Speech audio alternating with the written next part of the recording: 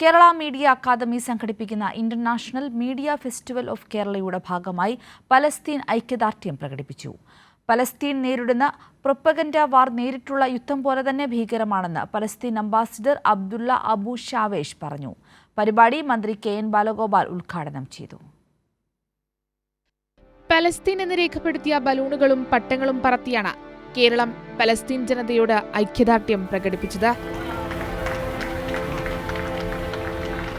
ഇസ്രയേലിന്റെയും പാശ്ചാത്യ മാധ്യമങ്ങളുടെയും ഭാഗത്തു നിന്ന് പലസ്തീൻ നേരിടുന്ന പ്രൊപ്പഗാൻഡ വാർ നേരിട്ടുള്ള യുദ്ധം പോലെ തന്നെ ഭീകരമാണെന്ന് Palestine ambassador Abdullah Abu Shawesh പറഞ്ഞു.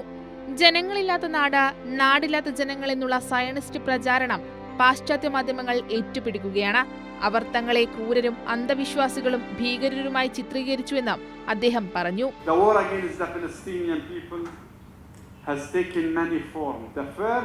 Is the one that you see on your screens for nearly 2 years.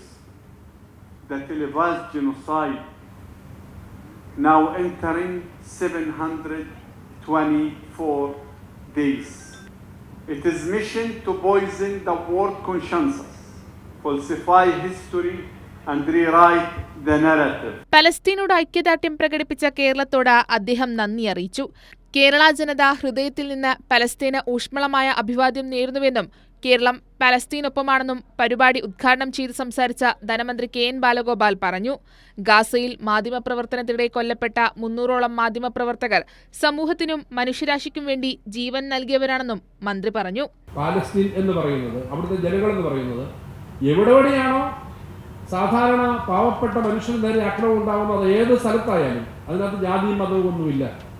വിശ്വാസവും മതങ്ങളുമൊക്കെ മനുഷ്യന്റെ വേദന ഒപ്പാനാണ്.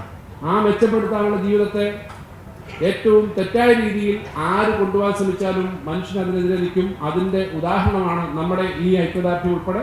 അവിടെ ആ ചിത്രത്തിൽ 300ഓളം ജേർണലിസ്റ്റുകളുടെ ചിത്രമാണ്. ഇസ്രായേലിന്റെ അറ്റാക്ക് ഗാസയിൽ വന്നപ്പോൾ അവിടെ പിടഞ്ഞു വീണ് മരിച്ച 300ഓളം വരുന്ന രക്തസാക്ഷികളായ പത്രപ്രവർത്തകരാണ്. അവര് നമ്മളെപ്പോലെ തന്നെ ഈ സമൂഹത്തിൽ ജീവിച്ചിരിക്കേണ്ട ആളുകളാണ്. പക്ഷെ തെറ്റായ കാര്യങ്ങളോ എന്തായാലും അവർ കണ്ട കാര്യങ്ങൾ, അവിടുത്തെ അക്രമങ്ങൾ റിപ്പോർട്ട് ചെയ്യാൻ പോയതിന്റെ അടിസ്ഥാനത്തിലാണല്ലോ അവർ രക്തസാക്ഷികളായത്. ഫെസ്റ്റിവലിന്റെ ഭാഗമായി സല്യൂട്ട് ഗാസ എന്ന പേരിൽ ഫോട്ടോ എക്സിബിഷനും സംഘടിപ്പിക്കുന്നുണ്ട്. ഇന്റർനാഷണൽ മീഡിയ ഫെസ്റ്റിവൽ ഇന്ന് വൈകിട്ട് മുഖ്യമന്ത്രി പിണറായി വിജയൻ ഉദ്ഘാടനം ചെയ്യും. കൈരളി ന്യൂസ്, തിരുവനന്തപുരം.